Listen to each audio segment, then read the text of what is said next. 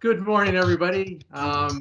Welcome to our Atlantic Official Languages Week panel discussion on linguistic insecurities. Bienvenue à notre discussion sur les insécurités linguistiques.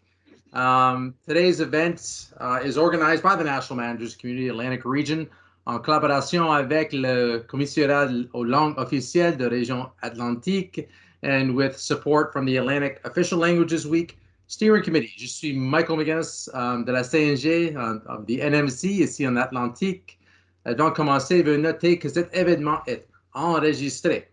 Please note that our event today will be recorded and a YouTube video link will be available following the session.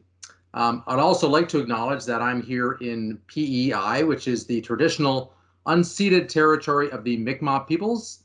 Je reconnais que l'on travaille tous dans les endroits différents et que par conséquent, vous pourriez travailler sur notre territoire traditionnel autochtone. Je vous encourage à prendre un moment pour y penser. I also want to note that we're doing our best to make this a bilingual session, even with my linguistic insecurities. Et nous vous invitons à vous sentir libre de poser les questions ou partager vos commentaires dans la langue officielle de votre choix.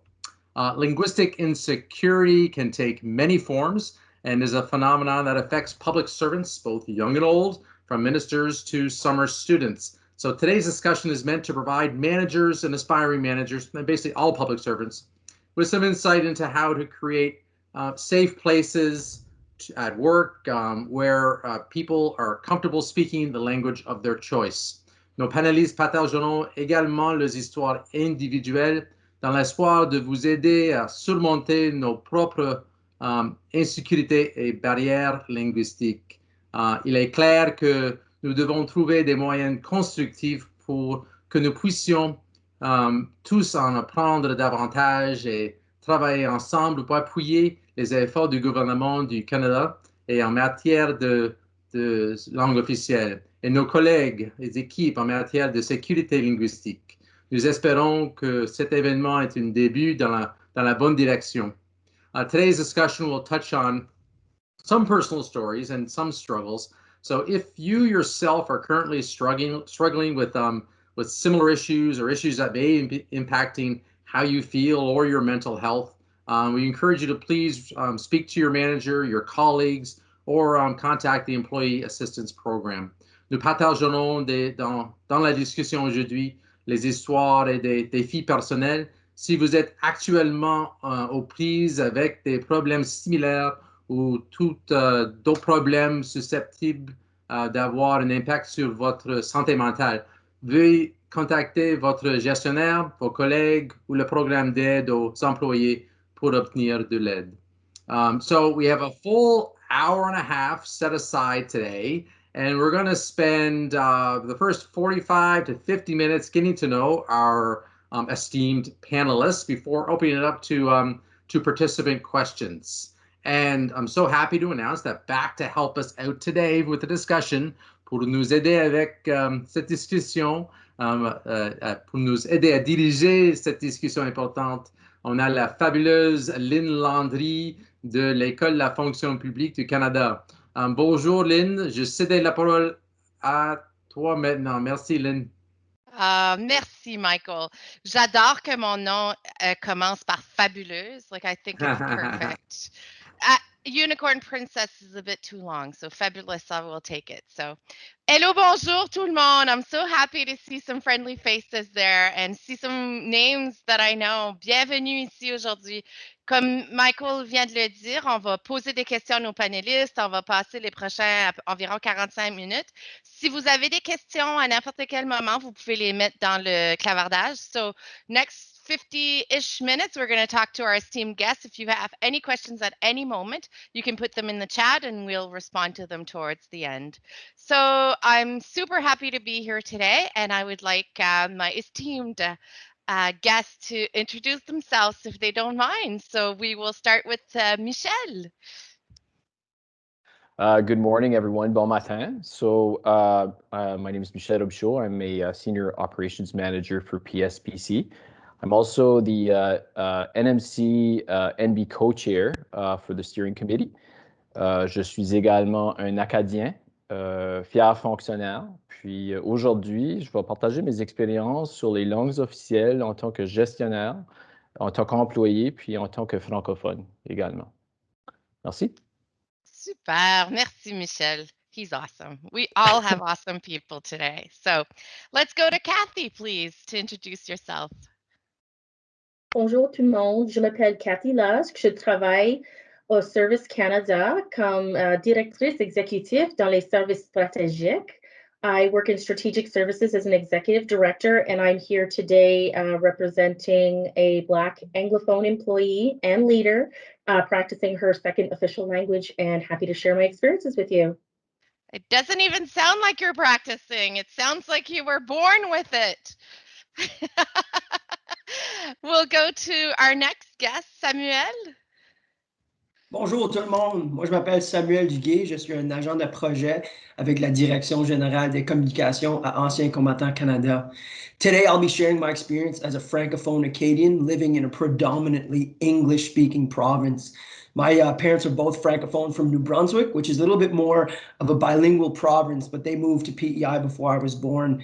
So my parents are proud Francophones, they passed the language to me. Donc même si je suis né à l'île du Prince-Édouard, une province dominée par l'anglais, ma langue maternelle est le français.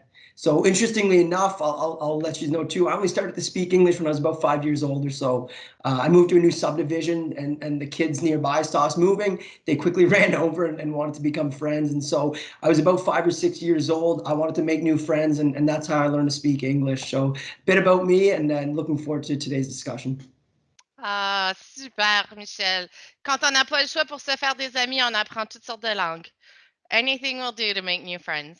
And last but not least, because it's certainly not the least, Robert. Thank you, Lynn. Bonjour, hello. Moi, c'est Robert Talbot. Je suis gestionnaire de recherche au commissariat aux langues officielles. I'm the manager of research at the Office of the Commissioner of Official Languages. So I'm located in Ottawa-Gatineau today. But myself, I'm originally from the Prairies, là où j'ai appris le français dans le programme d'immersion française. Puis j'étais chanceux d'avoir l'occasion d'utiliser et améliorer mon français, entre autres, au travail. So I enjoy practicing my French at work, but of course, part of that practicing is overcoming one's insecurities in using one's second language. So I'm happy to be here to talk about our research and my experiences today. Merci. Merci, Robert. Robert has so many great stories, and he's done like research, so data to back up what we're going to share with you today, which makes it even better. So we're going to talk about, like Michael said, some very personal experiences, and then we're going to back it up with Robert and his experience and all his great data. Donc, on a fait plein de recherches, on est heureux de partager ça avec vous, surtout dans ce cadre de la Semaine des langues officielles de la région de l'Atlantique. On va commencer avec Michel. Donc, Michel, qu'est-ce que ça veut dire l'insécurité linguistique pour toi? Can you maybe share an experience when you feel insecure speaking in the language of your choice and what you've learned over the years?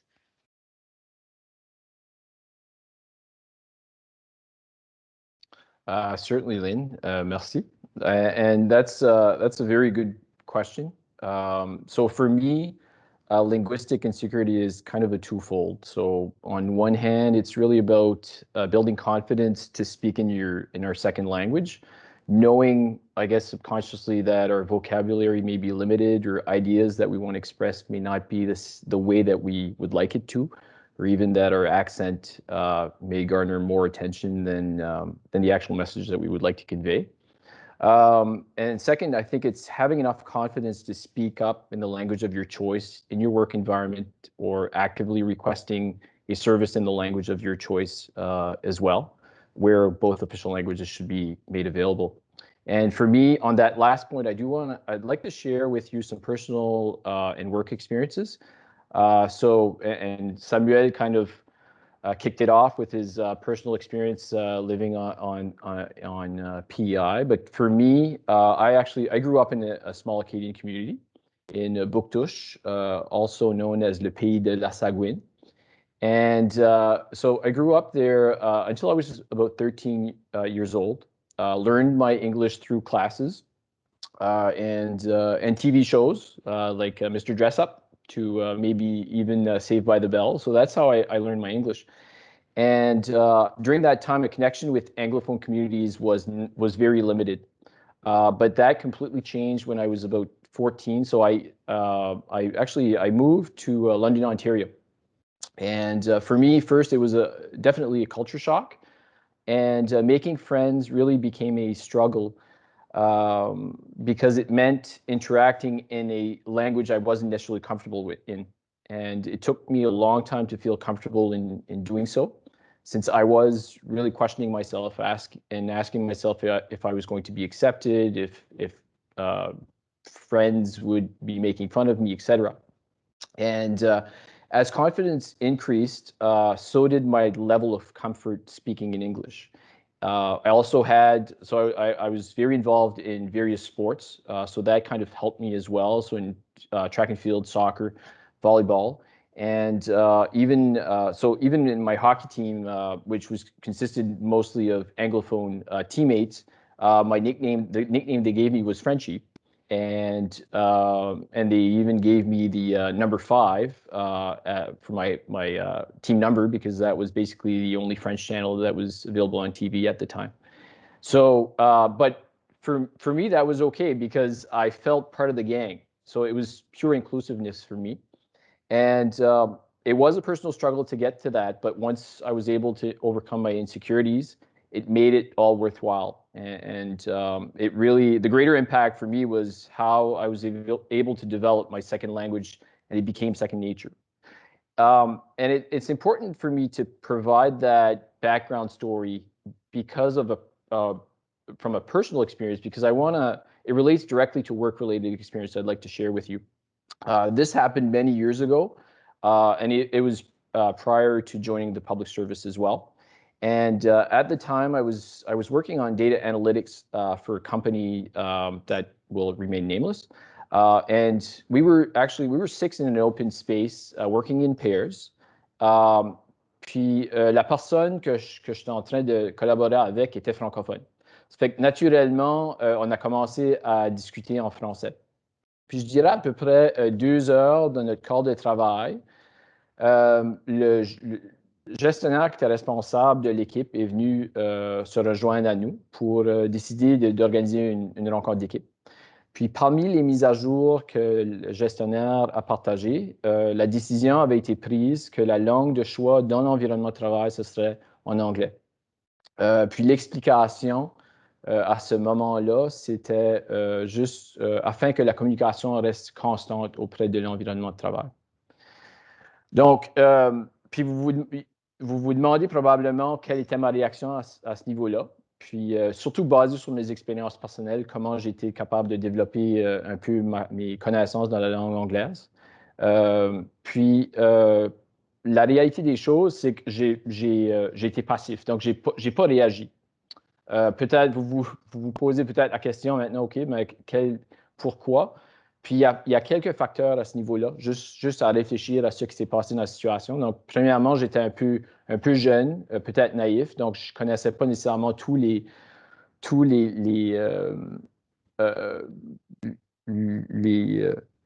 droits que j'avais, disons. Puis, j'étais confortable dans les 2 langues officielles également, donc peut-être à ce niveau-là, étant donné que je peux aller de l'anglais, du français à l'anglais, il n'y avait pas nécessairement un dilemme. Mais l'autre situation, c'était à ce moment-là aussi, il y avait une insécurité financière. Donc, j'étais sous contrat. Je réalisais que mon contrat pouvait terminer en n'importe quel moment. Puis, si je réagissais, si je n'étais pas d'accord avec la décision, comment ça allait être perçu? Quelle allait être la relation que j'allais avoir avec mes collègues, que ce soit les collègues francophones ou anglophones. Donc c'était un peu à ce niveau-là comment j'ai réagi. Puis maintenant que je réfléchis à la situation, ma réaction était 100% pas correcte, mais évidemment, celle du gestionnaire était évidemment pas correcte à ce niveau-là. Michel, Thank you so much for sharing this story. So we're being told, don't speak, we're going to speak in one language, and then we're like, okay, because we can speak both. Robert, as the manager of the super research that you've done for the Office of the Commissioner of Official Languages, is Michelle's experience unique? Qu'est-ce que la recherche nous dit? Est-ce que ça arrive encore souvent ou pas du tout? Merci Lynn. Merci Michel pour ce partage. That's a very deeply personal story, and these incidents of linguistic insecurity can have a real personal impact on us. C'est quelque chose, oui, en fait, pour répondre directement à la question, Lynn, oui, on a vu ces types de scénarios dans la recherche. Alors, nous, au commissariat, on a mené un sondage auprès des fonctionnaires et on a publié une étude sur l'insécurité linguistique en janvier. Our study was published in January. And when we talk about linguistic insecurity, and I think Michel spoke to it already, it can be in a first language or in a second language context. And the causes or the reasons behind it can be very different. But the end result is the same. You have less use of, de façon générale, the minority language. And that has a negative impact on first and second language speakers. Alors, notre sondage, on a... Michel, you're not alone. Dans notre sondage, il y avait beaucoup d'intérêt. We conducted the survey in March 2019, actually. We sent it out to public servants working in parts of Ontario, Quebec, and New Brunswick. And we were hoping to get 1,000 respondents. We ended up with 11,000. So this is an issue that speaks a lot to the people who responded to our survey anyway. Alors là-dedans, on a posé la question aux gens, es-tu à l'aise en anglais, en français, au travail? Sinon, on demandait, ou peut-être on demandait aux gens, es-tu mal à l'aise ou es-tu à l'aise lorsque tu veux parler dans la langue, écrire dans la langue ou demander d'être supervisé dans la langue? If people answered yes in one of those scenarios, then they were asked to answer why. So the one that people tend to take greatest interest in is when speaking the language. And so when we asked people, people who were uneasy in their first language, whether it was English or French, c'était beaucoup plus souvent en français. Mais il y avait des gens, par exemple, dans certaines parties du Québec, les gens anglophones en situation minoritaire qui étaient parfois mal à l'aise dans leur première langue aussi. Et ces gens-là, when we asked them if they were uneasy in their first language, overall, and they explained why, we gave them a series of choices. Overall, if people were afraid of inconveniencing others or being perceived to cause an inconvenience. Alors, Michel, je pense que l'expérience de Michel s'est reflétée un peu dans nos données. La raison principale pour d'être mal à l'aise dans sa première langue parmi nos répondants dans notre sondage, lorsque les gens voulaient parler dans leur première langue, le français ou l'anglais, la raison principale, c'était c'est parce que certains de mes collègues ne sont pas assez à l'aise dans la langue. You know, other colleagues aren't comfortable enough in my first language, so I don't use it for that reason. Another important reason, la langue n'est pas souvent utilisée là où je travaille. You know, people, if you don't hear your language used that often, you don't necessarily assume that you have an opportunity to use it. Un autre problème, les collègues ont la tendance de passer à l'autre langue. So people switch to the other language when I try to speak in my first language. Another one, though, that came up, and this I think speaks to Michelle's experience as well. Although I think Michelle's experience was private sector, right, Michelle? Yeah. But yeah, that's correct.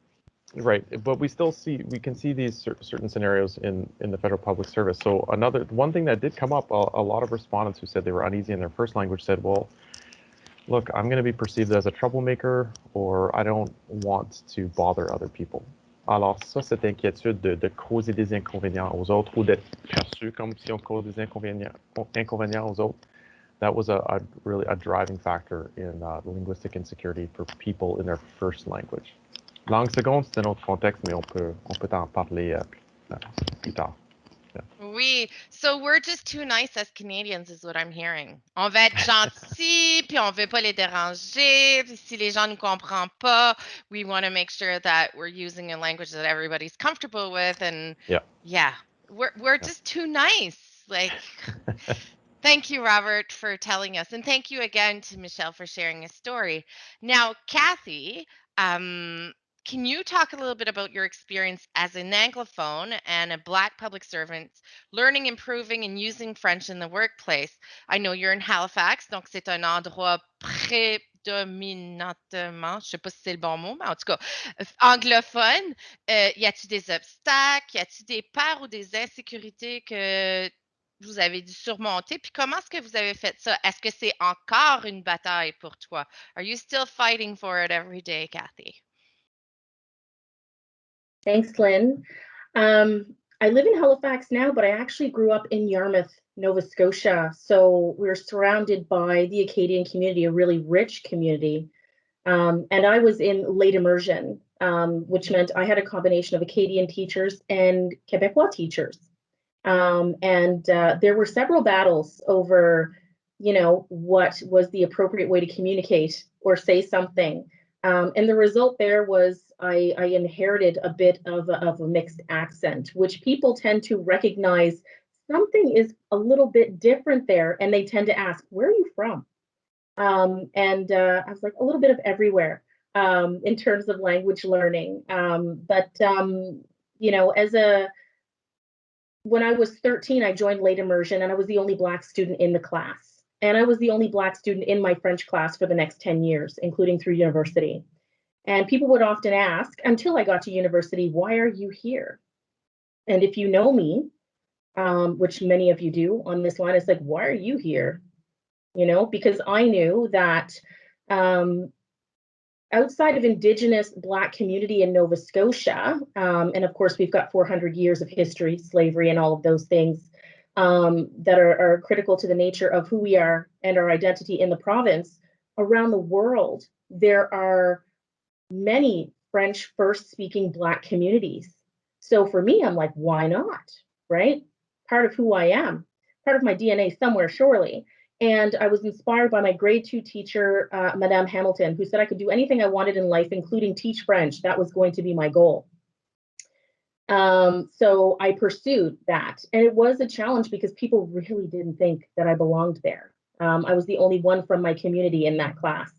And everyone else came from what we would have called the richer side of the community.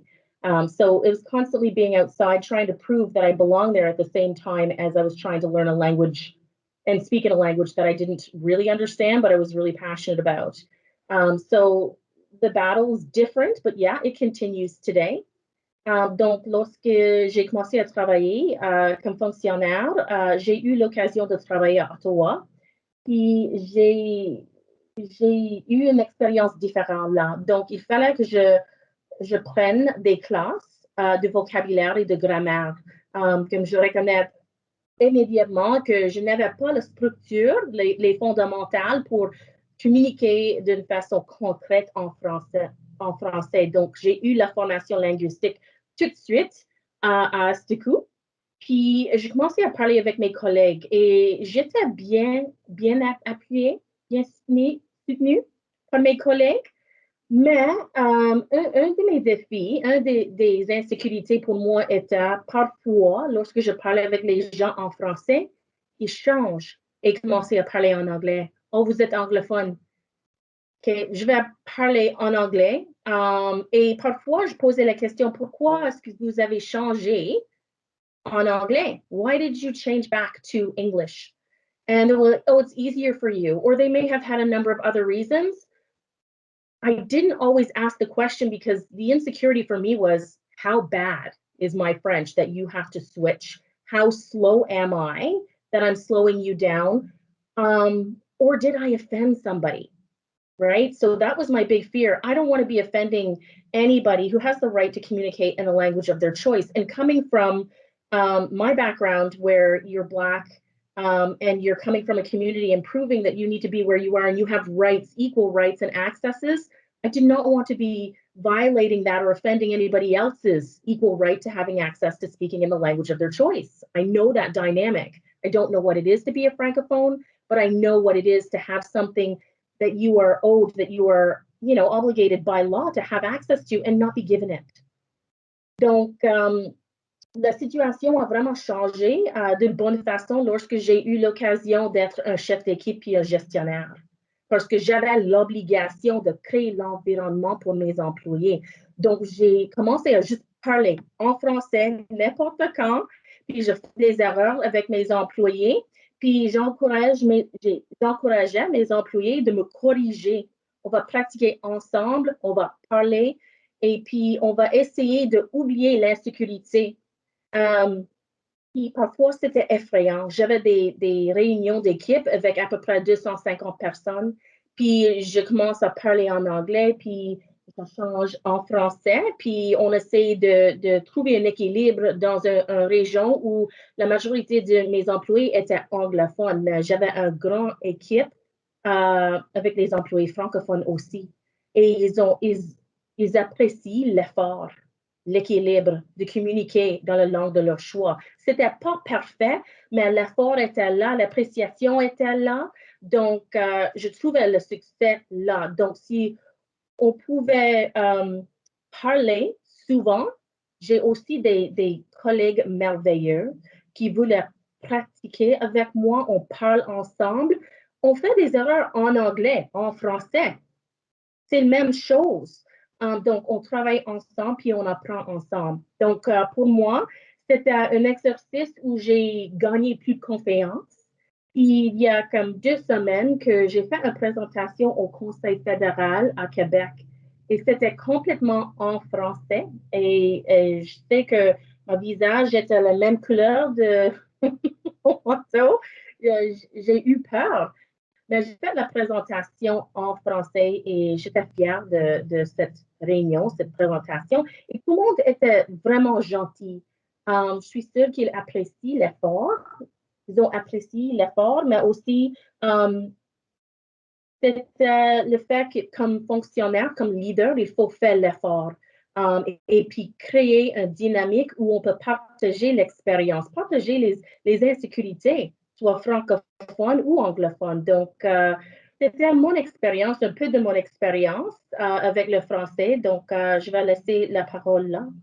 Merci, Lynn. Merci, Cathy. Quelle belle histoire. Puis quel bon point. Et c'est vrai, il faut essayer même quand c'est difficile. Stepping into our insecurities and living them and being a leader about it. So thank you so much for sharing.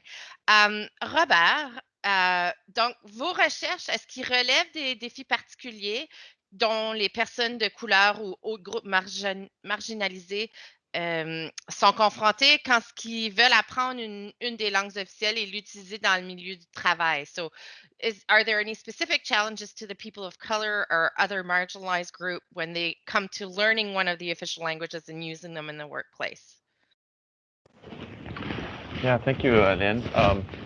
I just want to empathize with Cathy there. The accents thing, having done immersion myself, also I had teachers who were Acadians or Quebecers or François, Southeast Asian and African, and so my accent's a mix. I think unconsciously I pronounce each word, whatever, I take the easiest way to pronounce from whichever regional way of speaking. I make up words, Robert, you heard me. I make them in English and in French. En français, je rajoute un « et », puis en anglais, I say them slower as if that's going to make them more word. But anyway. Pourquoi pas, right? Non, mais c'est vraiment inspirant, Cathy, comme ton exemple. Puis juste de prendre un risque linguistique dans sa deuxième langue. You know, you're really putting yourself out there.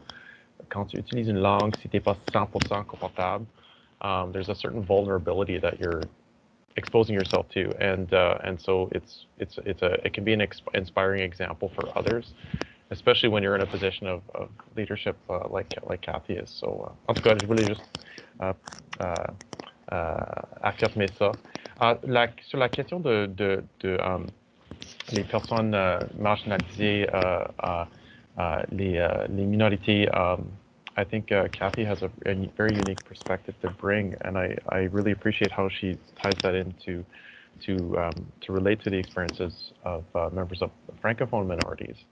Je pense qu'une chose qui est importante à reconnaître, c'est que les deux groupes sont très divers. La collectivité anglophone et la collectivité francophone du Canada, les deux sont très diverses and are becoming more and more diverse. And so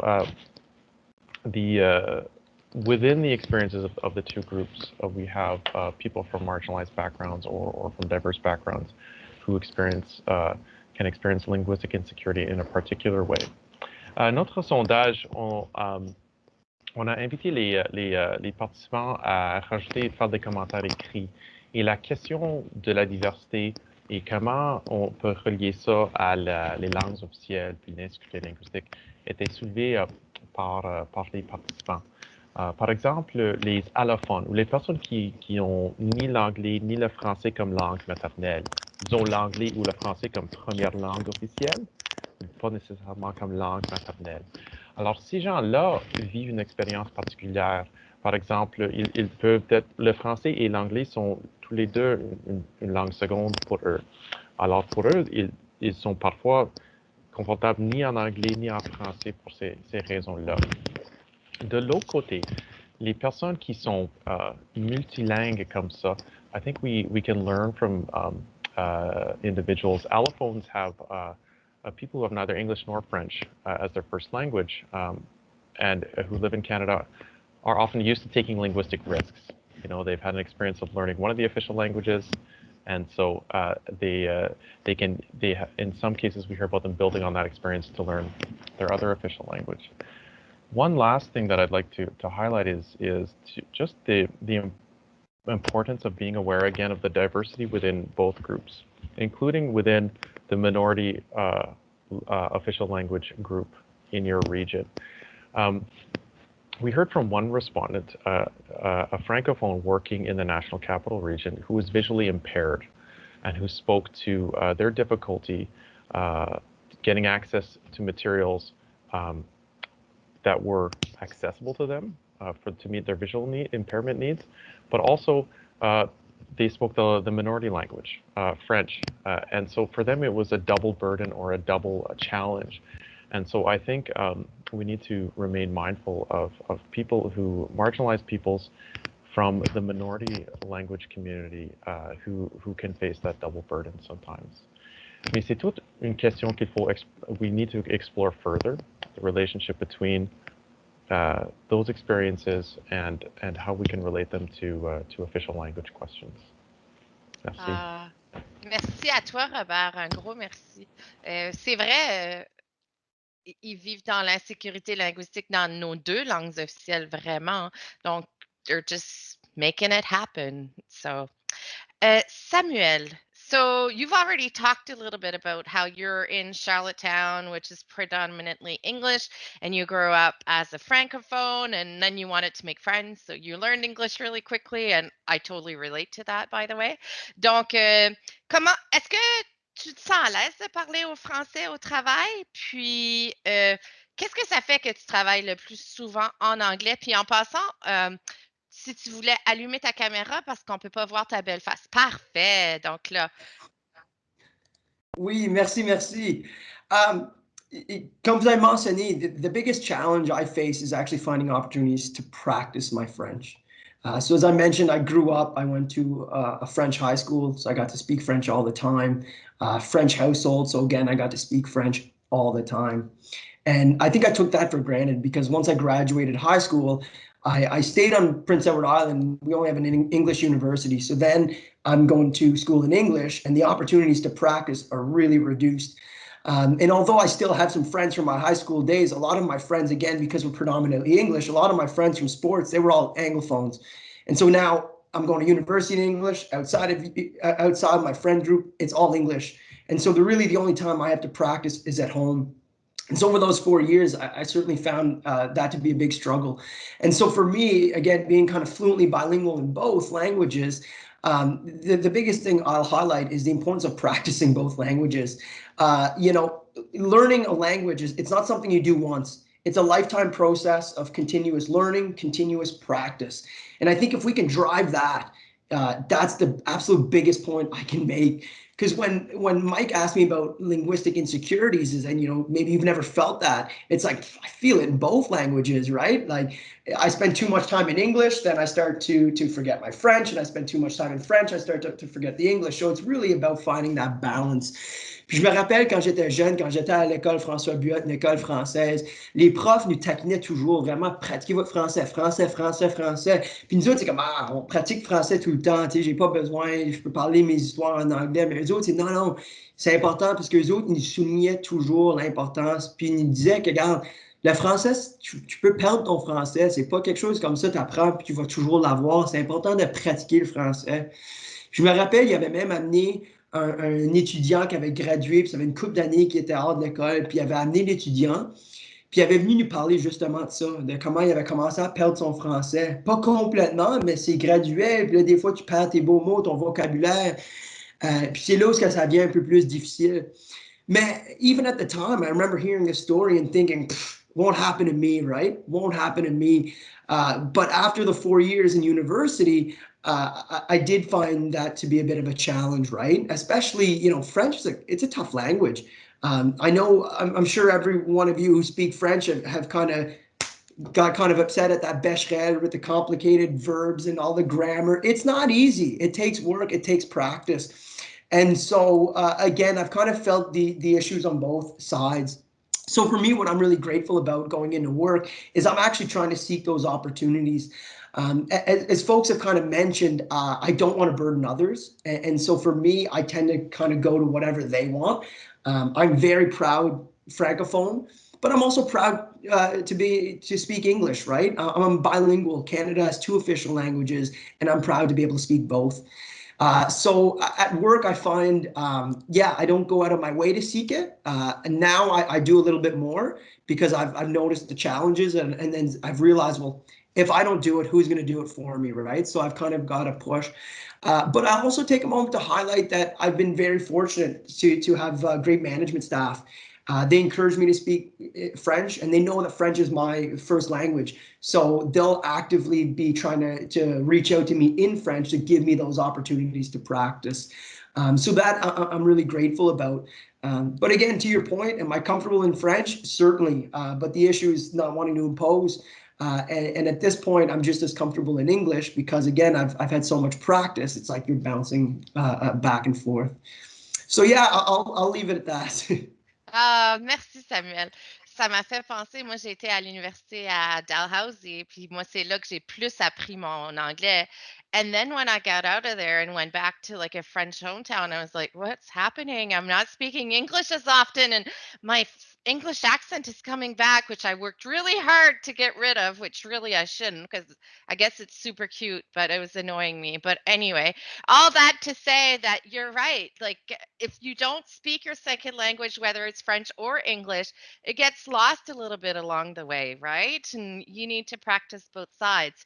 So Robert, what did the survey say about public servants using their second official languages at work? How did they feel about it? Donc, comment est-ce que le sondage vous a dit que les fonctionnaires pensaient à propos de l'utilisation de la deuxième langue au travail? Qu'est-ce que ça nous a raconté?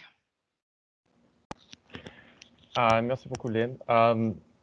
Les fonctionnaires qui étaient mal à l'aise dans leur langue seconde, si c'était l'anglais ou le français, beaucoup plus fréquent que c'était les anglophones mal à l'aise en français, mais on a des francophones qui sont parfois mal à l'aise en anglais, surtout en milieu où le français est prédominant. Chez ces gens-là, mostly people who are uneasy in their second language, it's because, well, for personal reasons. They're, like I'm out of practice, I'm rusty, it takes extra effort, or my grasp of the language isn't as strong as I'd like it to be. And related to that, a lot of them would say, oh, my grammar, my vocabulary, or my accent might be corrected or judged. So we're afraid of putting ourselves out there.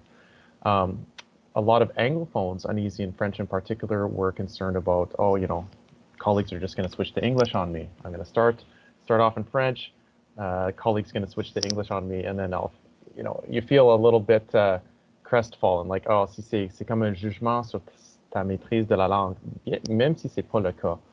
But this is something I hear about anecdotally all the time, especially Anglophones wanting to put themselves out there and use their French. Le gentil francophone répond en anglais, mais c'est pour être gentil. It's to be nice. Samuel talked about this, not wanting to impose, right? The perception is that, look, I'm going to help you out here, and I'll switch to English on you. But the Anglophones sometimes take that as an implicit comment on their level of mastery of the language, and so c'est une expérience décevante. I had a similar experience, but the other way around, with a colleague, a francophone, who would always address me in English, and I would respond to her in French without even realizing it. Je savais même pas que je le faisais. Puis, I realized it, and then I talked to her later. J'ai dit, ça dérange-tu quand je te réponds en anglais? Et elle m'a dit, yeah, that bothers me. C'est comme si tu penses que mon anglais n'est pas assez, it's not strong enough, my English. I was like, oh my God, I felt, because I had been on the other side of that equation, and so I had a lot of sympathy, but it dawned on me that, this is, it's not like an implicit comment on one's mastery of the language. We do it, whether we switch without thinking. But it's important to, if you see someone who's trying to practice their second language, and happens to be your first language, you accompany that person. On continue dans la langue avec cette personne, même s'il y a un peu de difficulté. One thing I found a practice that was helpful too is just to let the other person know that you can speak the language and that you want to speak the language. I adopted the practice of saying, on peut-tu continuer en français, ça me fera du bien. So this is about me. You would help me actually if we continue in French. And that actually, there's a moment of awkwardness, and it's kind of weird. But then you continue, you get over that awkwardness hump, et la conversation continue. Alors j'ai trouvé ça, c'était bon, parce que souvent l'autre personne n'est même pas nécessairement conscient que tu veux parler dans leur langue. And that, I think, speaks to Samuel's experience again, just the desire to use the minority language more often. That desire, in our survey, we found exists among first and second language speakers. Alors, on sait que de façon générale, au sein de la fonction publique fédérale, le français est souvent sous-représenté. Dans certains milieux, c'est l'anglais qui est sous-représenté, ça dépend où on est, mais en général, c'est surtout le français. Dans notre sondage, on a demandé aux gens comme, est-ce que tu veux avoir plus d'occasions de travailler en anglais ou de travailler en français? Do you even want to use English or French more often? Puis, la moitié des répondants, anglophones et francophones, ont dit non ou je ne sais pas. Et c'est correct parce que ils ont le droit, ces personnes-là avaient le droit de travailler dans la langue de leur choix. Alors, ils n'étaient pas nécessairement obligés de travailler dans l'une ou l'autre langue. Mais la moitié de nos répondants ont dit oui, j'aimerais avoir plus d'occasions de travailler dans une des langues. And the answers we got were almost identical between Anglophones and Francophones. 1 in 10 Francophones said, I'd like to have more, and 1 in 10 Anglophones said, I'd like to have more opportunities to work in English. But 2 out of 5, 40% of Anglophones and 40% of Francophones said, I'd like to have more chances to work in French. And that percentage was even higher when we looked at environments where English was predominant. Mais c'est juste que les autres, on n'est même peut-être pas conscient que l'autre personne, francophone ou anglophone, veut avoir plus d'occasions de travailler dans la langue de la minorité. So it's just sometimes a question of just letting people know. And I suspect, Samuel, tes collègues là qui veulent te parler en français, c'est pour être inclusif. Je suis convaincu, mais aussi je suspecte que ces personnes-là eux-mêmes veulent utiliser le français plus souvent aussi. Alors ils voient, c'est Samuel, I'm going to go for it, I'm going to use my French avec Samuel. Alors c'est peut-être un peu des deux. Être inclusif, mais aussi améliorer ses capacités dans la langue. C'est des super bons points, Robert. Je sais, comme tu as dit, des fois c'est weird. Moi, je suis weird toujours, so on est correct. In French or in English, I'm always weird, so it's all good. But I think putting this environment when people speak to you, I always start my meetings by please speak in your language of choice, anglais, français, comme vous voulez, chiac if you want, and if we can have a drink, we can even go to Spanish, but not at work, but still. So je pense que les gens savent que Samuel parle français, Cathy, Michel, puis qu'ils peuvent justement s'exprimer dans la langue de leur choix et qu'ils parlent anglais aussi. And some days you feel like practicing, and other days getting a word out in your second language feels like you're pulling teeth. So all that respect, right? So I think we're so nice that we're thinking we're being respectful by being nice, but maybe looking at each other and going, okay, am I really being respectful when I'm being nice? Maybe just asking the question, like, so what are we talking today? French or English or both? Like, what works for you? And going from there. So Kathy already spoke about her leadership and creating this great environment for her staff to speak in both official languages. So I think she hit on some particular responsibilities for executives and managers when it comes to overcoming linguistic insecurities. Sorry. So Kathy, do you have anything else to add? And maybe Michelle, you have a similar or different experience that you could share with us? I think, as a leader, there's a tremendous pressure. You've invested significantly in learning your second official language, and then you've got to use it. And I've heard other managers and leaders say, I get out there and they're scared. What if I do it wrong? What if I make a mistake?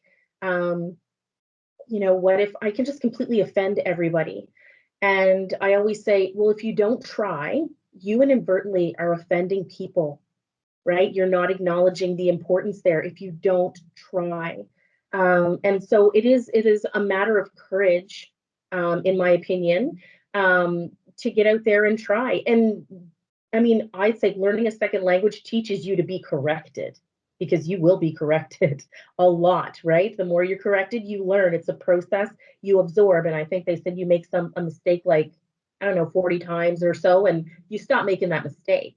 And the staff aren't brutal. Your employees aren't going to be brutal. They're going to appreciate it.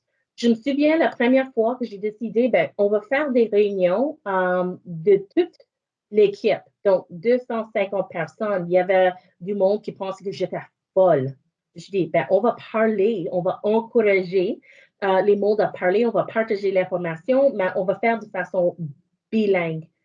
Puis, c'est-à-dire qu'il faut qu'on soit patient avec tout le monde, parce que il y avait du monde qui dit, la réunion est beaucoup plus longue, trop longue, parce qu'il faut qu'elle change entre anglais et français. Je dis, comme on fait un sondage, puis il y avait du monde qui disent, est-ce qu'on peut avoir 2 réunions, une en anglais puis une en français? Puis j'ai dit non.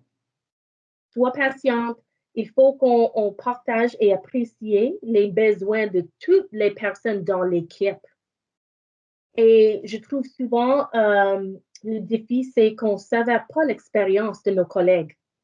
On ne comprend pas, sauf qu'on fasse l'éducation pour s'assurer que Lynn Landry a le droit d'avoir l'information dans la langue de sa choix. Que pensez-vous si vous arrivez au travail un jour puis vous n'avez pas l'accès à l'information en anglais? What would you do if you showed up to work one day and guess what? Your drafts are all coming in French. All of the communication first is in French. You would certainly start to appreciate a bilingual meeting. And it's not to crack on anybody. It's not to be difficult, but understanding where other people are coming from and their rights and their experiences is part of the process. And I saw somebody put a little note in the chat there. It says, we need to be patient. And we all need to be patient with each other. That's the key. And then we just need to put ourselves out there and keep talking. As a leader, they will appreciate it. And you as a leader should appreciate it when your employees are courageous enough to correct you or give you words. Lord, I will find often when I'm speaking French, I will miss a word. Sometimes you just lose a word. You're like, oh, where did it go? And I'll say it in English and I'll be like, does anybody know that word? And I'll keep going. And then in the chat, I will get, a number of synonyms, a great dictionary for the next time. So supportive, right? Engaged, everybody's working together. And I think that's the approach that we need to take. Kathy, such a great story. You're right, definitely. Michel, quelque chose que tu voulais ajouter? C'est difficile de suivre Kathy, hein? Ouais, absolument, c'est très difficile. But I think, donc de mon côté, je pense qu'il y a certains points que je vais toucher qui sont semblables au point à Kathy, but I think the most important part as managers is to lead by example. And as a manager in a large operational setting, in my case, there are more than 130 employees that are under 5 supervisors reporting directly to me. I understand how much leverage there is in my actions and what I say. And I think by establishing that zone, that comfort zone in both official languages, I think goes a very long way. The other thing I think, and again, echoing a little bit what Kathy mentioned, I think it's to encourage our employees to speak, to develop that second language ability. And by doing so, there are multiple ways to do so. For example, beginning of PSPMs, the learning plans, it's an open discussion that we can have with our employees as managers. There's also certain options that are at no cost, and I'm going to make a pitch here, but moril.ca is an app that I believe there will be a presentation later this week for the Official Languages Week, and I've had a chance to test it out. I think it's great. It's been developed in collaboration with CBC and Radio-Canada, and it is free of charge. And the bonus in there is that you also have Canadian content in both official languages. So it's a very good application that was recently developed. And finally, I think just openly offering to speak the second language, or offering to speak in the second language, will also go a long way. To Robert's point earlier, I think it might be a little bit of an awkward moment at first, but just offering to discuss, de parler dans la deuxième langue peut aller également. Il y a d'autres activités qui semblent être, d'autres initiatives qui sont en place. J'ai vu dans le chat plus tôt qu'il y a il y a le café en français, je pense, pour l'une des organisations. De côté de mon organisation également, je sais qu'il y a des activités semblables. Donc il y a des forums qu'on peut établir qui permet de pouvoir développer nos capacités, nos connaissances, nos habiletés dans la deuxième langue également. Donc je trouve que l'innovation semble à bien s'entamer également à ce niveau-là. Oui, Michel, j'ai vu moi aussi plein de belles idées dans le chat. So lots of great ideas in the chat. I think we have people on the line, our friends. I like to call them my friends, who know a lot of stuff and want to share how they've learned along the way. So thank you for all the points that you're making. You and Kathy and everybody on the chat as well makes the event even better. Not only me and my guests, you are participating. So Samuel, so you're not yet a manager. Maybe someday you'll be, who knows, or an executive. Maybe you'll be prime minister, who knows. Let's not tell Justin that yet. But is there anything that you'd like managers to know at this point? And if you would be a manager one day, like, what do you think you could do? Or do you have any ideas already? Have you thought about that? As-tu déjà pensé à ça? Yeah, aspiring manager. I'm a supervisor now. I do have some employees, but obviously not to the extent I'd like to be someday. But the first thing I did is I just shared actually on the group. It's the Office of the Commissioner of Official Languages, and more specifically their page on building building a linguistically inclusive workplace. So quand Mike m'a demandé de faire partie de cette discussion, il m'a justement envoyé ce lien-là pour me fournir un peu plus d'informations sur le sujet. Fait que j'ai lu à travers la page, puis j'ai trouvé leurs 10 meilleures pratiques pour les dirigeants très, très utiles. So I do highly recommend that people check out the site I shared on the discussion chat there. It talks about the top 10 practices for leaders, and I found it very, very insightful. And actually, in my experience, these very tips given on the website, exemplified by my managers, have actually made my experience very positive in using my language of choice at work. So again, as I mentioned earlier, from those managers who reach out to me in my first language, who actively encourage me to practice my French and really encourage me to speak in my language of choice, is that leadership. It's building that again, creating a place where people feel safe and comfortable to speak in their language of choice. So yeah, I recommend you check them out. All 10 of them are great tips. Maybe I'll highlight some of the biggest ones though. Again, actively using both official languages is huge. On top of that, it's important, again, just have discussions, share with your staff, encourage them to seek training opportunities and to practice their second language. So again, in my experience, managers, and I've bounced around a lot, some managers have done a better job than others, but when we keep it top of mind, whether we're having weekly meetings every other week, make sure you're encouraging people. It's not something you can just stop talking about it. It's important that as managers, as Michel mentioned, you lead by example and you make sure that the discussion's going. And if managers aren't doing it, don't be afraid to speak up and find opportunities to give it a plug. So I mean, my last managers meeting, I shared things like this, right? Official language week. Hey, I'm participating in a panel discussion. Check it out. So again, just keeping the subject top of mind will make people a lot more comfortable taking part in the movement and practicing. As I mentioned earlier, practice is huge. It's not something, learning a language is not something you do once. So it's something you have to constantly do. So again, from a manager's perspective, it's recognizing that and it's encouraging folks to practice. I think the other thing is we often, we all want to portray this perfect version of ourselves, right? We want to hide the struggles and we want to act like we're all perfect and, this is me. But the reality is we've all been through struggles. And even someone like me who's fortunate that, I've got the French household. I went to l'École François Buat. I studied in French, but then I'm dominated by the English. So I had a kind of the balance. Even me, I've had struggles where then I'd start to be too dominated by the English and I'd start to lose my French a bit. Des fois, je perds mon vocabulaire un peu.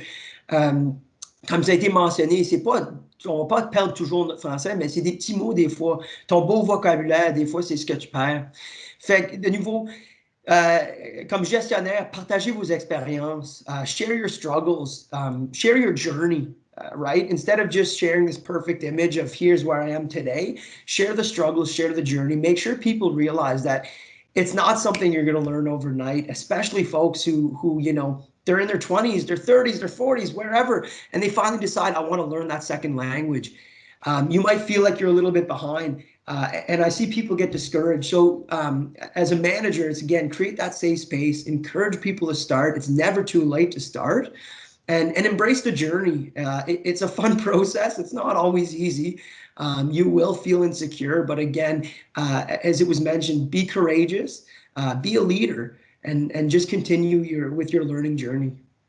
Yeah, I find I look up to people that do that too, that feel courageous enough to practice their second language. And not that I don't look up to people who are fully bilingual, it's not what I mean. But when somebody's like really making an effort, je suis comme, good for you, je vais pratiquer avec toi. Puis si ça devient trop compliqué, fit un mot en anglais right in the middle of it, puis c'est right fine. So I hear you, Samuel, and I think that's great. The conversation is so good and so rich, and everybody's so amazing. But if you have any questions, I have more to talk about. But if you have any specific questions, please ask them in the chat. Donc, si vous avez des questions, posez-les dans le clavardage. Il y a beaucoup d'informations dans le clavardage. En fait, il y avait des questions à propos des réunions bilingues, puis on a eu beaucoup d'outils à ce propos-là. Une autre des questions était, pensez-vous que les tests de langue contribue à l'insécurité linguistique? So do you think that the fact that we're doing SLE testing is actually contributing to OL insecurity? So I see Kathy shaking and Samuel not sure and Robert going, this is time for another study. I think that's what he's thinking while he's rubbing his beard. So anybody want to start with that question? I'll go. Samuel. Yeah, definitely. I mean, this one's a weird one for me, and I won't jump too much. I think the test in themselves, it's always hard, right? You put people in a stressful situation, and they try to speak, and I just don't know if there is a perfect solution for it, but I'm not sure that they're fully accurate. I know for myself, I actually did my test in English. French is my first language, and I got EEC, I think. I think it was the oral speaking that I actually didn't get my E in English. And so when I keep telling people that, they're like, are you kidding me? Like, you speak English very well. So I think it does. And then when you you get that result back, again, you start to question yourself and you kind of start to realize, oh my gosh, do I have to keep practicing? What's happening? But at the same time, you have to realize it's almost like jumping into an interview. And if you kind of feel uncomfortable, you're stressed, you're doing it by phone. I remember it was by phone. So there's all these other contributing factors that make the situation stressful and a bit tough. Is there a perfect solution to it? I mean, at the end of the day, it is a test. You're going to have to prep for it, and you're going to have to kind of tackle it. But I certainly do think, it's a stressful environment. You're like in an interview setting, you're stressed. And so you may not perform as well as you could have. And then certainly does lead to potential linguistic insecurities because now you're questioning those results. So certainly, yeah, I think it can contribute. Je suis d'accord avec Samuel. Lorsqu'on est évalué, s'il faut qu'on fasse des examens, c'est stressant pour tout le monde. C'est un peu unnatural. Comme aujourd'hui, on parle, tout le monde, je crois, ou j'ai l'impression que tout le monde est un peu relaxé. On a une conversation, on répond aux questions. C'est un environnement un peu convivial. Mais si je suis là avec un évaluateur, évaluatrice, c'est comme, OK, quelles sont les questions qu'il va me poser? J'ai pas de réponse. C'est comme une situation un peu effrayante. Mon histoire de carrière, c'est des ressources humaines. Et j'ai plein d'histoires des personnes qui sont fantastiques dans leurs emplois, mais dès qu'ils sont dans une entrevue, ils perdent la parole. C'est comme un environnement qui crée un stress qui distrait du vrai objectif. Donc, je ne sais pas s'il y a une solution. Parfois, j'espère qu'on peut avoir des évaluateurs et évaluatrices qui juste marchent pendant les corridors, pas aujourd'hui, virtuels, pour écouter et évaluer si on fait un bon job dans le deuxième langue seconde, dans notre jour à jour, notre travail jour à jour. Ce n'est pas possible. Donc, je ne veux pas critiquer l'examen, mais les circonstances, c'est stressant. Donc, ça va avoir un impact sur tout le monde d'une façon ou l'autre. Oui, de mon côté, je suis un peu d'accord avec ce que Cathy et Samuel ont indiqué. C'est vraiment l'environnement, les évaluations, c'est la réalité de ce qu'on vit, mais ça, ce n'est pas seulement au niveau des deuxièmes langues, c'est également au niveau des processus de sélection en principe. Puis il y a beaucoup de facteurs qui viennent nous impacter, puis on n'est pas, surtout avec la première fois qu'on se fait évaluer, on n'a pas nécessairement, on sait pas nécessairement quoi s'attendre.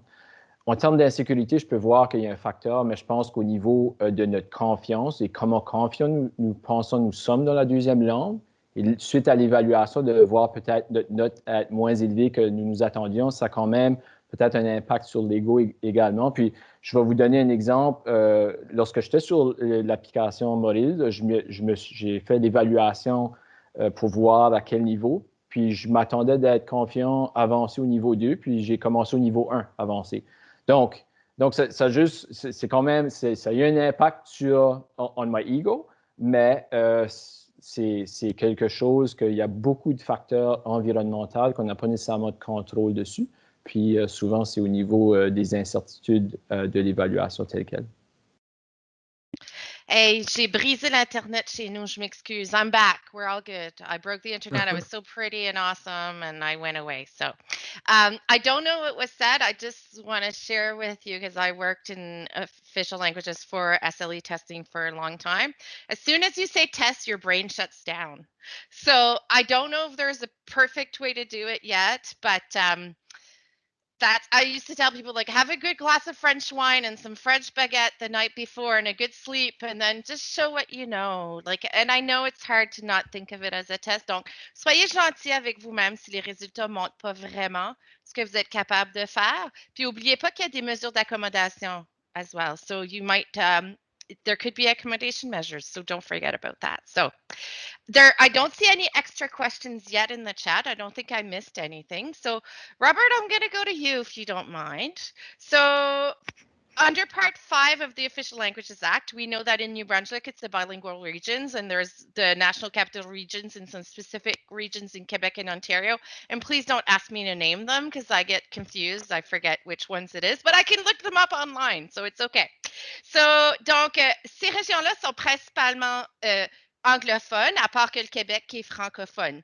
Donc, les gestionnaires qui sont dans nos régions, donc dans notre région de l'Atlantique, on a le Nouveau-Brunswick qui est bilingue, puis les 3 autres provinces qui sont unilingues anglophones. Qu'est-ce que les gestionnaires ou même les fonctionnaires pourraient faire à propos des insécurités? Like, is there anything specific to that we could do as managers or even just public service? And I shouldn't say just, or even as public servants, because we're super important too, to work on these linguistic insecurities. Thank you, Lynn. About the chat, is the chat opening? Because the last exchange I see was from at I think 11:46, 47, or sorry, 10:46, 47. I'm translating to Atlantic time. I have a few after that, so maybe you're special and you're not allowed to see the chat. So I don't know. Okay, good. Well, so long as it's working for you and you can see everything, I just wanted to check that. Yes, so the study we looked at, so Part 5 regions, so regions under Part 5 of the Act, là où les employés ont vraiment le droit de travailler dans les 2 langues, la langue de leur choix. Alors, le Nouveau-Brunswick, comme tu l'avais mentionné, la région de la capitale nationale et certaines autres localités à l'intérieur de l'Ontario et du Québec. So not every locality in Ontario or in Quebec is a Part 5 locality. But so our survey was sent to employees in those regions. Nevertheless, we did hear from employees across the country sur l'importance des langues officielles pour les employés travaillant à travers le Canada. On a eu plus de 4000 personnes qui ont essayé de répondre au sondage venant de l'extérieur de ces régions-là. Et j'ai reçu des douzaines de courriels really from the 4 corners of the country, de Cap-Breton, de Windsor, de l'île de Vancouver, de Nunavut. Là, j'ai eu des courriels des gens qui ont dit, ben, les langues officielles sont importantes pour nous aussi, you know, whether or not we're in a Part 5 region or not. They talked about the fact that they have to serve Canadians oftentimes in both languages under Part 4 of the Official Languages Act, that official languages are personally important to them, that they enjoy working in both languages with their colleagues. So we need to acknowledge the importance that the languages have for employees across Canada, and we added a section to the report to speak to that. One of the things we also asked too, I think from a manager's perspective, let's say if you're in an office outside of the bilingual belt, or in an office in Nova Scotia or in Newfoundland, but your office is obliged to serve Canadians in both languages. There is a relationship, or there's a potential relationship between linguistic security between employees and between public servants and members of the public. Alors, on a demandé aux gens, on a la question comme, tu penses-tu que si tu es plus à l'aise avec tes collègues en utilisant les 2 langues, que tu serais plus à l'aise lorsque tu serves les Canadiens dans les 2 langues? Puis la majorité des gens anglophones et francophones ont dit oui, c'est logique. Que si on favorise un milieu de travail plus inclusif, que les gens vont avoir l'occasion de pratiquer, d'utiliser les 2 langues avec les collègues, et comme ça, you know, ils vont être plus à l'aise quand un membre du public vient demander un service dans la langue de la minorité. So we did see that. In terms of practices, I think some of Samuel, I'm so pleased to hear that you thought that the 10 tips tool that we have on our website was useful. That's great. There's a tangible outcome I can put in a spreadsheet for the year. But, extra bonus, Robert just saying. And this is taped if they want proof. So yeah, there you go. But I think a lot of those tips could be helpful in or outside of Part 5 regions. Talking about your experiences, encouraging people just to let others know that they want to practice in the language, and that can be in your even if 2 people have the minority language as a second language, you can still practice with each other and use the language together. I think also the new teleworking reality that we all find ourselves in, it creates new challenges, but also more opportunities to perhaps connect with or use resources or chat forums where you can connect with someone in the other language. Let's say if you're in an office, you don't necessarily have a lot of Francophone colleagues. There might be possibilities telework chats. I've heard of managers from different regions setting up these chats so that people can practice the two languages. You know, it's not teleworking doesn't solve everything, but it's one way. And that's actually the last point I would mention is that one of the reasons, so we francophones in our survey from Quebec were sometimes uneasy in French. And that was a bit surprising for us. Now, but the main reason why was that they said, you know, whenever I'm talking with someone from Ottawa-Gatineau or from another region of Canada, par défaut, c'est tout en anglais. By default, it's all in English. So even if you're outside of that region, if you have French and you're interacting with someone, whether it's in your office ou peut-être un bureau au Québec ou dans une autre région, juste faire connaître aux gens que, écoute, you know, letting people know that that you can speak or at least understand French. You know, like, look, I don't want you guys to feel that you have to all switch to English because of me. I can understand, or I actually, je veux pratiquer. So that's another way to do it. And then the person chairing the meeting also has a specific responsibility to make sure que les deux groupes peuvent se sentir à l'aise dans leur langue, dans ces contextes-là. It's like we talked ahead of time and you like, it's the perfect leeway to my next question. Like, I'm serious, Robert. You and I, we're best friends now. You didn't even know you're getting on this. But ma prochaine question est ça, en fait. Qu'est-ce qui arrive si les gens dans la rencontre ne parlent pas soit le français ou l'anglais et on veut que la réunion soit bilingue? Donc, Michel, ça doit t'arriver, j'assume. Qu'est-ce que...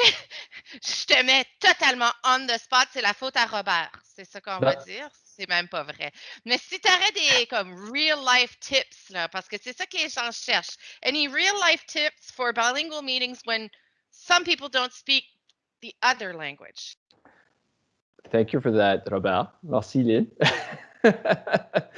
I guess, so there's two things there. One is structurally, I think we need to have the active offer. So we need to offer and to maintain that level of consistent bilingualism within our team.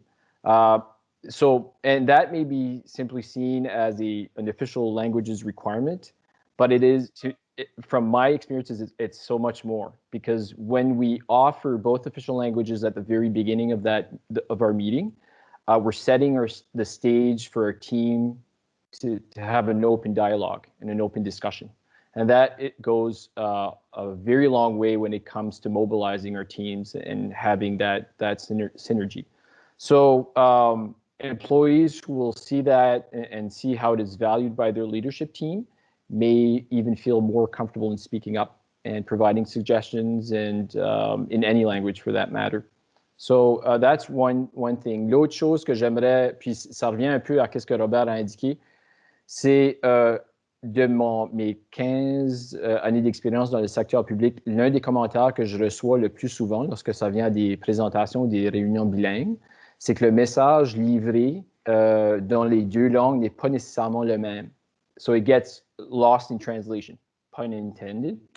And I think in terms of, I think there's preparation there that needs to be put in place. So as a manager, and for any supervisor for that matter, I think to be consistent, I think we need to prepare notes, speaking notes, but also do so in both official languages, and to ensure that level of communication in French et en anglais soit constant au courant de la rencontre, parce que comme que Robert a indiqué, c'est important que ce niveau le message tel quel soit livré de manière la plus constante possible dans les deux langues, dans une rencontre ou une présentation bilingue. Super, Michel. Luc Légère avait aussi partagé que si on avait une présentation, on pourrait mettre la diapo en anglais, mais parler en français. Donc, on avait les deux et vice-versa. In my team, we decided to practice that we would have team meetings 1 week in English, 1 week in French, but people could speak in their language of choice, so that, because everybody knew like enough to understand what was happening. And if there was any questions, there was never any pressure to understand everything. They could just lift up their hand and go, I didn't get that, or peux-tu répéter en français ou en anglais ou vice-versa? Parce que j'avais des gens qui voulaient faire le test en anglais, puis j'avais des gens qui voulaient faire le test en français. So we kind of mixed it up and it worked actually. And we decided, I proposed it and then we decided as a group. So I think that's certainly something that can be done. Donc, Samuel partageait qu'il y avait des super courriels qui se passaient.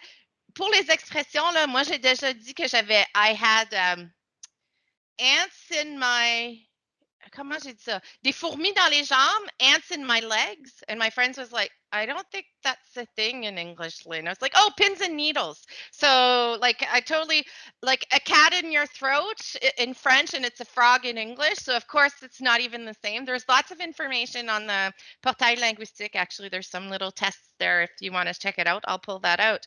I want to talk about something that we may, live as being New Brunswickers, and especially me being in Dieppe. We speak Czech.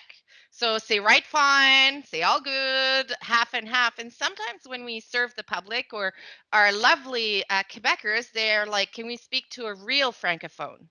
Ça nous a déjà arrivé. Donc, how do we deal with that? Like, what can we do? Like, did it happen to maybe you before, Samuel? Or did you live it? Or Michel? Or I don't know.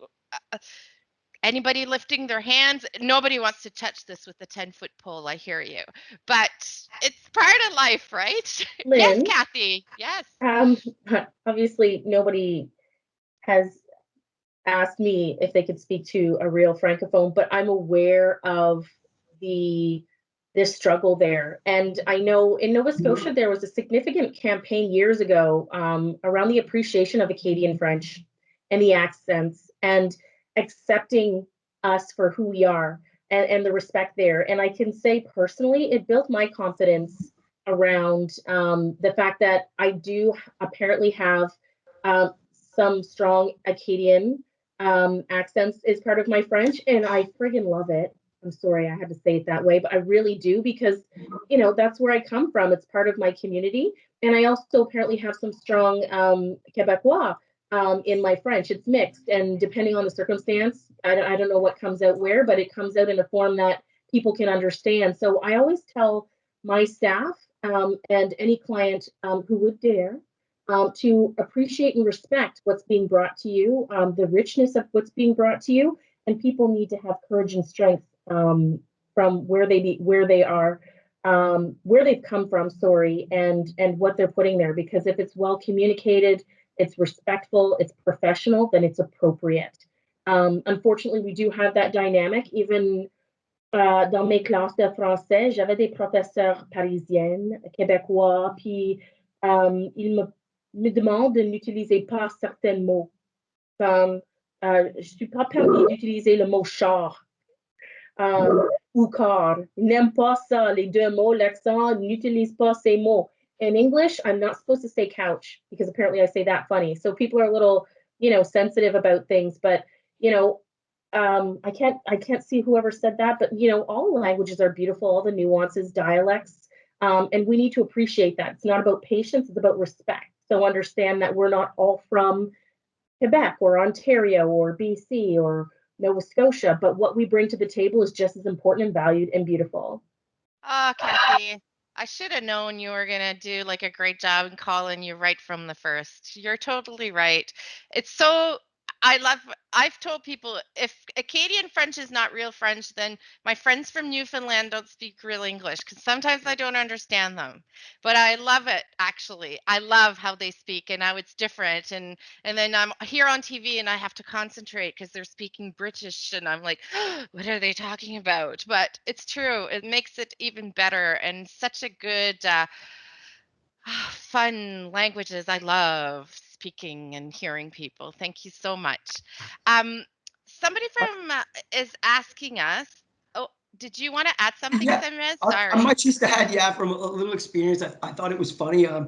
For me, when I learned to speak French à l'École François Buat, they made sure to teach us full French, not the chiac, if you will, but certainly outside when I was with friends and especially New Brunswick friends, the chiac really came out.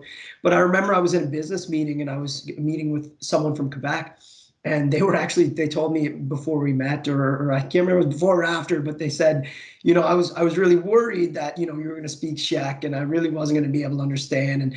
And so I was like, no, like I can speak French. It's okay. But they were like pleasantly surprised is what she said after. She's like, I really thought this was going to be tough to understand. And so I think we do have challenges for sure. And again, when it comes to practice, surtout quand ça vient au français, là, j'ai beaucoup d'opportunités de pratiquer mon français hors du travail. Puis ça, c'est une des discussions plus informelles. Fait que là, de nouveau, quand ça vient au travail, là, j'ai besoin de mon vocabulaire plus formel, un beau vocabulaire professionnel. Alors, comme tu dis, des fois, c'est dur de faire le switch. So you're not only switching from French to English, but now you're switching from French, English to Czech. Like, you've got to keep the Czech at bay when you're at work because, you know, it comes out. And especially some of the quirkier expressions that I've learned in French, right? When I'm really chill, you've got these crazy expressions that if, you know, someone who doesn't speak French, you walk up and you say, en forme, they'll be like, what? And, you know, that just means, en forme, what's up, right? Like, they wouldn't know that. So it's also, you know, keep them at bay. So I've certainly had some interesting experiences. The other thing I'll just mention real quick, I try to share a copy of the email, just copy and paste, but I also sent a few versions of it to Mike. So if he's got access to people's emails, I don't know how people registered, if he can forward those, they may be helpful. Again, I think these weekly emails, they're fantastic as we get to learn. But again, as we talk about leadership, managers reinforcing, having a weekly reminder, or even if you send them bi-weekly, whatever you have the capacity to do, it's a constant reinforcement that, you know, we're supporting both official languages and, you know, here's some tips and tricks. So that's what I really love about the weekly or bi-weekly emails. It's really that reinforcement. So Mike, if you're able to send them, you've got a couple of versions. Folks may be interested in using those as templates for their own units.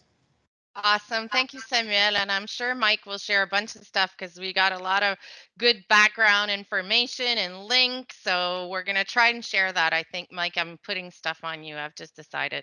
Donc, j'ai décidé que Michael allait partager des choses. C'est tellement intéressant. On arrive presque fini.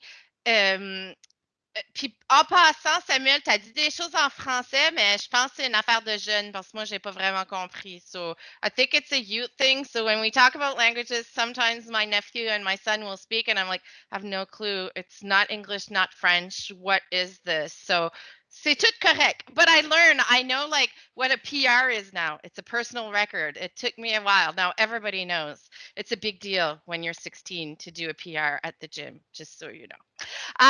Totally off track. So let's come back. I'm going to pass it to Michael, I think, and then we have some last words from our lovely Isabelle from the Commissariat aux langues officielles. Before we go, I want to say thank you so much for allowing me to speak with you today. C'était tellement une belle expérience. Merci d'avoir été aussi authentique, d'avoir donné des conseils comme que vous avez donné. Là, je ne vais pas tout dire parce qu'Isabelle va dire, OK, Lynn a tout dit que j'avais à dire. So I'm going to shut up now, but thank you for letting me be part of this. Merci d'avoir pu partager moi aussi.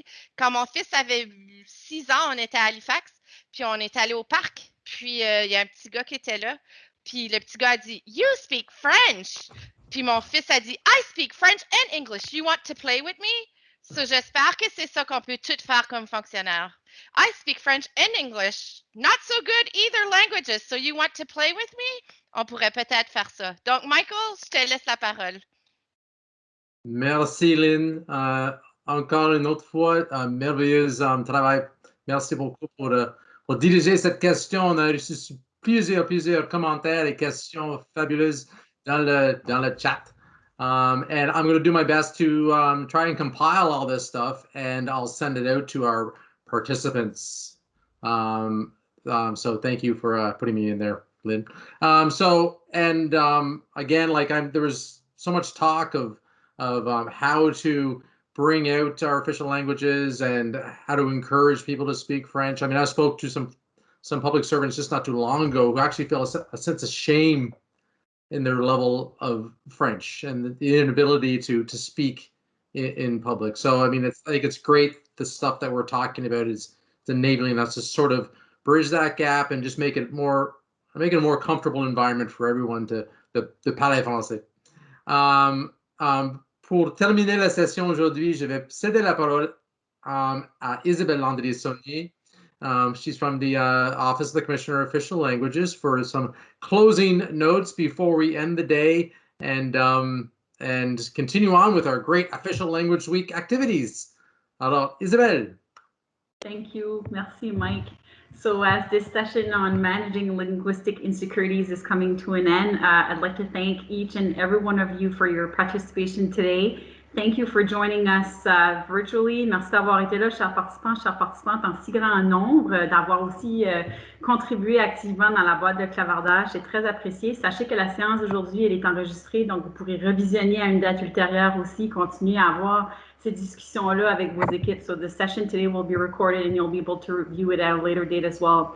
Thank you to our wonderful panelists. I know that Lynn has also reiterated this, but merci infiniment. Kathy, Michelle, Samuel, Robert, thank you for bringing your expertise, your experience around the table, for engaging in such constructive, authentic, and open exchanges. As Robert, my colleague, has shared earlier, there's a certain vulnerability, here I go with my vulnerability, when we're putting ourselves out there. Alors, merci à vous quatre pour votre vulnérabilité. Merci pour votre authenticité. Vos parcours sont tellement inspirants et puis je suis certaine que ça va susciter de beaux échanges entre collègues, entre équipes de travail, en famille, entre amis également. Je m'en voudrais de ne pas remercier notre fabuleuse collègue et amie Lynn Landry. Lynn is always such a fantastic host, so thank you very, very much, Lynn. Je te fais un câlin virtuel. Mike, our wonderful Atlantic NMC manager, thank you for all of your work. Tu as travaillé tellement fort à l'organisation, à la logistique de cette session-là aujourd'hui. Merci à toi et à ton équipe aussi et les membres de la CNG en Atlantique. Vous êtes vraiment formidables. Merci à l'École de la fonction publique parce qu'on sait qu'il y a une coordination qui entoure les inscriptions autour de ça. Alors, merci à la fois à l'École puis aussi je fais un petit clin d'œil à ma collègue Marie-Gabrielle du comité organisateur qui travaille dans les coulisses aussi pour les inscriptions pour les séances. As you know, today's session is part of the Atlantic Official Languages Week. So on behalf of the organizing committee, I invite you to participate in all the other activities organized for you throughout the week. Donc, la semaine des langues officielles, il y a beaucoup de séances qui sont super intéressantes, qui sont organisées pour vous. Donc, prenez vraiment avantage de tout ça. J'ai d'ailleurs ajouté le lien dans la boîte de clavardage vers la page Wikipédia. Alors, vous pourriez y jeter un petit coup d'œil à la programmation aussi pour vous inscrire aux prochaines sessions. Donc, rapidement pour vous inviter, tomorrow we'll be playing Jeopardy with the super team from Nova Scotia and New Brunswick Fellow Youth Network. So, register in advance and you'll be able to play and have fun tomorrow, always by teams. On Thursday, we're going to discover the Moril app. So I know that Michel has mentioned this earlier in his intervention, Moril app to learn a second language. So we're going to have our folks from Radio-Canada who will be there to offer this presentation. On Friday, vendredi, on se fait un petit party de cuisine virtuel avec des artistes de l'Atlantique. Donc, toujours encore sur MS Teams en mode virtuel pour être en sécurité. On a plein de jeux aussi que mes collègues ont créés pour vous, qui sont disponibles sur la page. Allez télécharger les jeux, participer, courir la chance de gagner plein de beaux prix également. So thank you so much. Merci infiniment. Have a wonderful week. Passez une superbe semaine. Merci tout le monde. Bonne journée. Hey, thanks so much all participants for joining us. We have some events happening this afternoon on managing MS Teams and some tips on there, and en français et en anglais, et aussi demain. Mais encore, merci beaucoup tout le monde, tous nos panélistes, vous êtes tous si sages, et so generous for sharing your wisdom and your stories and being so open with us. We're all better for having you spent this time with us. So, merci beaucoup tout le monde, bonne journée, et à la prochaine. Bye bye. Merci, bye. Merci. Bye. Au revoir. Bye, merci.